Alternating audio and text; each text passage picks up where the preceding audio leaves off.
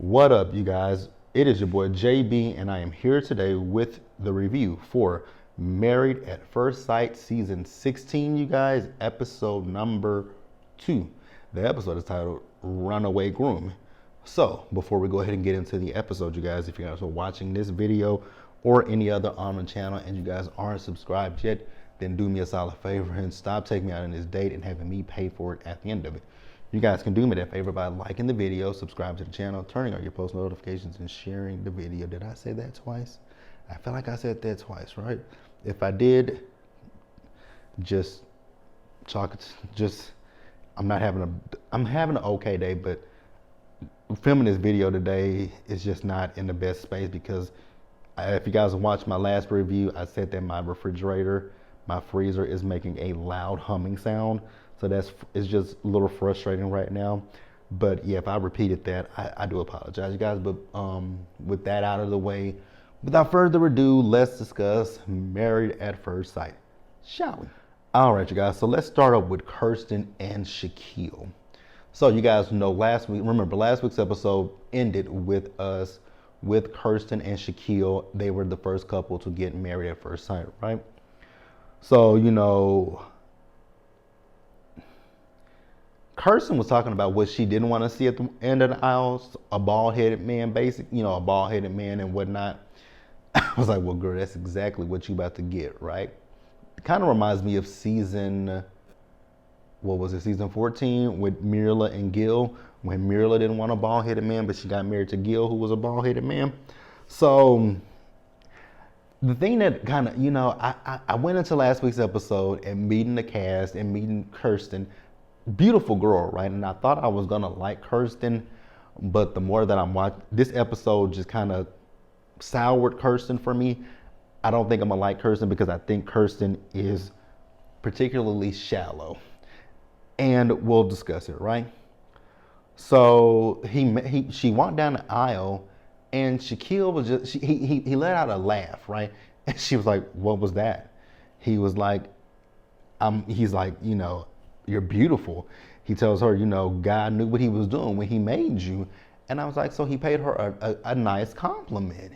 And she didn't say anything about him. And I mean, you don't have to, but I'm like, damn, this man said that you're beautiful. And you could have said, well, you're quite handsome, even if you didn't believe, even if you in your head didn't believe it. Like, don't be like, I just don't like people like that when you say, oh, you look nice, even if you don't, never mind. So they said their I do's. And so the officiant said, you may now kiss your bride, right? So he went in for a kiss and she cheeked him, right? Now Shaquille, he thought, you guys know Shaquille was talking about if his wife set boundaries with him, he would have respected her, right? But I wonder what he thought watching this episode, and especially what she said to her friends. If she wasn't feeling him, she would give him her cheek to kiss, right? She just, and when she walked in and I saw it, I'm like, yeah, she ain't feeling him. So then they sat down and they talked. He told her about his scar on his head. And first of all, and then they were communicating. They have great communication, but like I said, you can just look at her, and I'm just confused how Shaquille didn't see her body language, because Kirsten's body language just really spoke volumes for me, and you could literally see that she just wasn't interested in this man, right? So she was talking about the fact that he has 2 strikes, the fact that he's bald, and I forgot what the second strike was. But both strikes are very superficial. And I want to say this, like, Kirsten is talking about his looks, but I don't mean to go to this point, but Kirsten, you are a beautiful girl, but you must not be, it must be something wrong with you. And I don't want to say it in a negative sense, but you had to go to find a husband. You literally had to sign up for Married at First Sight. You have to marry a complete stranger. So there's something, I don't know if it's personality or what, but obviously something ain't working for you, that you had to say, let me go apply for this show on Lifetime so that they can find me a husband, and I have to go through this whole entire process. So a beggar cannot be a chooser. Beggars can't be choosers, right? And that's what you give it. You like be happy with what again, you might not be physically attracted to him, and that's well, and that's all fine and dandy. I'm not saying that you got to be physically attracted to the man, but the way she was coming, it was just her persona. It was just the way she was coming off. For me, it was just very stank-a-dank-dank and rude as fuck, and I just did not like it. It was just turning me off. So I was like, yeah, she's gonna be somebody that I'm just not fucking feeling. She's actually giving me what was her name? Old girl from old girl from not season. I said earlier, Muriel and Gil from season 14. They were from season 13.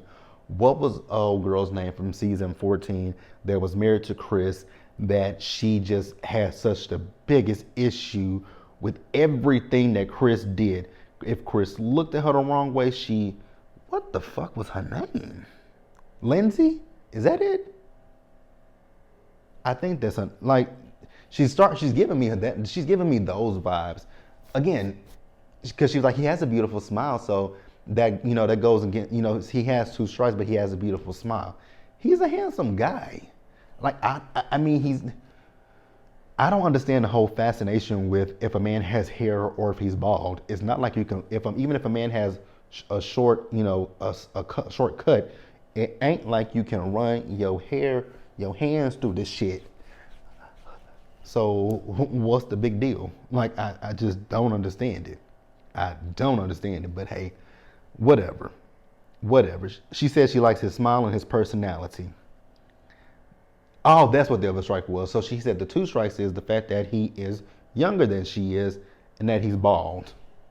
Well, number one, he can't help that he's younger than you. And number two, that is on the experts and not on him. So you need to take that up with the experts. You should have told the experts that you didn't want a man that was younger than you. You should have told the experts, I don't want a nigga that's bald. But that probably, I'm not going to go too deep into Kirsten. I'm hoping that, once we get to the honeymoons and once they come back and live in the shared apartments, that my opinion changes of her. But at this point, it's a no for me with Kirsten. But let's pause here and move on to the next couple. So let's go to the second couple to get married in this episode, you guys. The second couple to get married was Nicole and Chris. Nicole and Chris. I said it last week and I think I'll say it again this week. With Nicole and Chris, I don't see them lasting. And I'm going to tell you guys again why I don't see it, because I'm not saying that Nicole is going to be a mean-spirited person or anything like that. I just look at Nicole's personality, and Nicole has a very loud personality, right? She's kind of in your face and she's kind of a lot. And Chris is seems like he's more quiet and subdued, right? And I just feel like with Nicole, I feel like that boisterous personality that she has is going to overshadow Chris, and I feel like she's going to run over Chris. I hope that's not the case, but I just get that vibe from them, right? So we see as they went, she went wedding dress shopping. I'm gonna be real with you guys. I hated every dress she had it on. I didn't like not one of them. And then we see Chris go shopping for his tux, right? And I noticed that there was a trend with the guys with the tux in this episode. Every last one of them, their pants were a little baggy in the crotch area and the pants, and they flared. I'm like, is that what y'all wanted to go for, was baggy ass pants? Like, can we get these pants a little, tailored? They ain't gotta be skin tight, but damn, get something that fits you perfectly. So, where we at? Yeah, like I said, Chris seems like a sweet guy, and I just feel like Nicole is kind of gonna run over him, right? So, like I told you guys, Nicole and Chris, they were the second couple to get married. So we see them as they're getting ready on their wedding day, right? And she got an engagement ring from Chris, and he sent her gift. And in it, so there was some kind of a crystal that he gave her, but she also gave him a crystal. And their notes were pretty similar as well, right? And he also gave her a necklace that she put on, right? So she was like, would it be weird if I walk up to my husband and say, what's your name? Oh, I love you already. Yes, ma'am. That would be a little crazy because I'd be like, ooh, back up, Klinger. Back up. Chris. Chris. I'ma pray that you don't do any of those impersonations, sir. Please and thank you. I would just love it if you don't do those impersonations because they're terrible. And I do like Chris. As much as I said I think Nicole is going to run over Chris, I actually do like Nicole. I just really do see that her personality might overshadow his, and I feel like she's going to run over Chris. And I don't know if they're going to make it to, I just don't see it. Honestly, with these couples this season, I'm going to be hella surprised if anybody says yes on decision day. Just looking at what I see currently, I don't think any of these matches are that great. Maybe one, but I don't like the husband. And we'll talk about him in just a minute too, but I don't necessarily see any of these couples. Yeah, because I've already told you guys how I feel about Kirsten and Shaquille. I think he's a good guy. I don't see it for Kirsten. Nicole and Chris. Like I just said, Nicole's personality, I feel like it's going to clash with Chris's personality. But yeah, they got married, and that was, they had a conversation, they talked to each other. Her family asked her, was she going to have sex with him on the first night? She says no, and I respect that. If I forgot anything with Nicole and Chris, chime in the comment section below, but let's pause here and move over to the next couple. So you guys, the third couple to get married is Gina and Clint. And I told you guys last week, I don't see it for Clint. And so we saw them go shopping. Once again, it was the suits for me. Why were the suits so baggy? The pants. It was really the pants that were just baggy. Every guy that we saw in this episode had some baggy ass pants. So Dr. Pepper said that they were both matched because they are both passionate about their careers. And I was thoroughly confused. I was sitting here thinking, what the hell is Clint's career? Because Clint was talking about selling them damn boats. And I'm like, I don't know, unless you're a fisherman, are you getting paid for that? But Clint later told us in the episode when he was talking to Gina what he does for a living. I was like, oh, okay, makes sense, right? He's in, I'll just go ahead and say it right now. Chris is in tech. He works in tech, right? So Gina's first dress was a no. The second dress she picked out, it was a little bit better than the first one, but it wasn't that much better. But it was a pretty dress, right? So once again, Clint and Gina, they're the third couple to get married, right?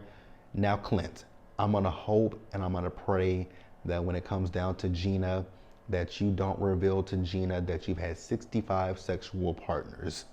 Why are we going that far? That's why I don't like Clint, and that's one of the reasons why I don't like Clint and Eris, right? Because I just don't think that Clint and Eris really wanted to get married for the right reasons. I don't know.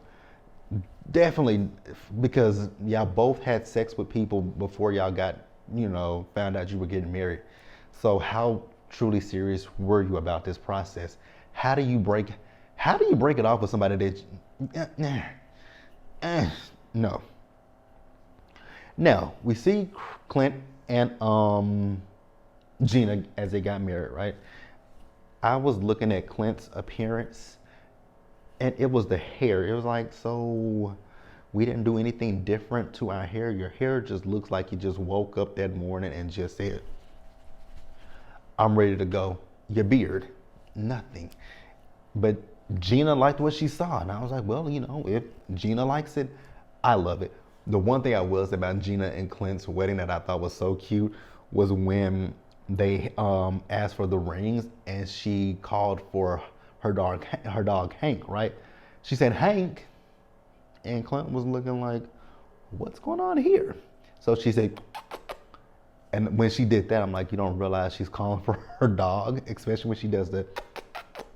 So Hank came down the aisle with her ring, and I thought that was so cute. Did we know that? Now, I'm gonna backtrack just a little bit. Go back to Chris and Nicole. Did we know that Chris had dogs? I don't remember, but hey, because he was because when they were reading what his family was saying, Nicole and Chris, that is, they were talking about the fact that he has 2 kids, and she was looking like 2 kids, and they said fur babies. But back to Gina and Clint. So they sat down. You know, Gina told Clint that she has her salon. I forgot what she said the name of her salon is, and you know, he told her that he's in tech. So the things that the experts match these people on is very basic and surface. The fact that they love to travel. I was like, okay, that's pretty much anybody, right? Who don't like to travel? Okay. But it is what it is, you guys. Let's move on to the next couple. Oh, you guys. So the next couple to get married. And they actually didn't even get married in this episode because they left us on a cliffhanger with these two, Jasmine and Eris. I really, really, really, really, really, really, really, really, really, really feel bad for Eris because they paired her up with a fuckboy. So Dr. Pepper says that not Chris, but Eris is a reformed playboy. I'm like, lady, do you believe that? Go back and look at the footage from last week's episode. This man literally said he just slept with a woman 2 weeks ago when he found out he was going to be marrying Eris. The more that I think about what his cousin is saying, I'm actually in agreement with his cousin. Nigga, cut this short. You're not ready to get married. You're not ready for this. And I agree with his cousin, right? So I do want to point something out because I saw it on a message board last week it was last week or earlier this week. So people have taken screenshots of Jasmine and with her mouth open and they're clowning her teeth, right? And I'm like, damn, we are only 2 episodes. At this point, we were only 1 episode in. Yes. We can talk about Jasmine's teeth. Jasmine doesn't have perfect teeth because her bottom row of teeth, they're stacked. And I think her front 2 teeth, I think one of them might be, like one is straight and the other one is kind of, a little crooked. But I don't have an issue. I didn't see an issue with that. I think Jasmine is still a pretty girl. Like, why are we at this point, you guys, we just met her. Why are we nitpicking? I know I said something about Clint's hair, but Clint's hair it just didn't look like he woke up and brushed his hair. That was all I said. But Jasmine, why are we attacking her teeth, you guys? I'm pretty damn positive Jasmine know her teeth are stacked. Like, what's the big deal? For me, I am a person who's a stickler for a nice, pretty smile, right? But her smile, it's not, yes, her teeth are stacked. But yes, I like nice teeth, but if a person that I'm talking to has, bad teeth, if they're spaces or if they're crooked, I can look past that because that is, once again, trivial and has nothing to do with the person at all. It's, you can go get your teeth fixed. You can get veneers. You can get braces. So, like, I'm going to get Invisalign so I can close up this gap right here. So, I didn't like the comments that I was seeing. So we see her. She goes shopping for her dress. I'm gonna keep it real with you, Jasmine. You should have went with that first dress. Because the dress that you actually chose, it wasn't ugly. I think the only thing that was throwing me off with Jasmine's dress that she chose was the stuff that was going up around her shoulders and her neck. It was a little busy, but it was cute for her, right? because she said the first dress, it looked kind of pageanty. And I'm like, I guess you can say that, right? It does look like a pageant dress. So she didn't go with the first one. I'm still trying to figure out why in the hell they paired her with Eris. And I did feel bad for Eris when he was talking about, he wishes his dad was there with him, shopping for his suit, his tux, right? I do feel bad for him in that regard, but I just don't feel that Eris is ready for marriage. And then when he was on his wedding day, he is at the window talking about bye-bye to the streets. No, hello streets. Throw that nigga right back to the damn streets for real. I just don't see it for Eris. I think he is still a fuckboy. He keeps saying that he is a reformed fuckboy, and that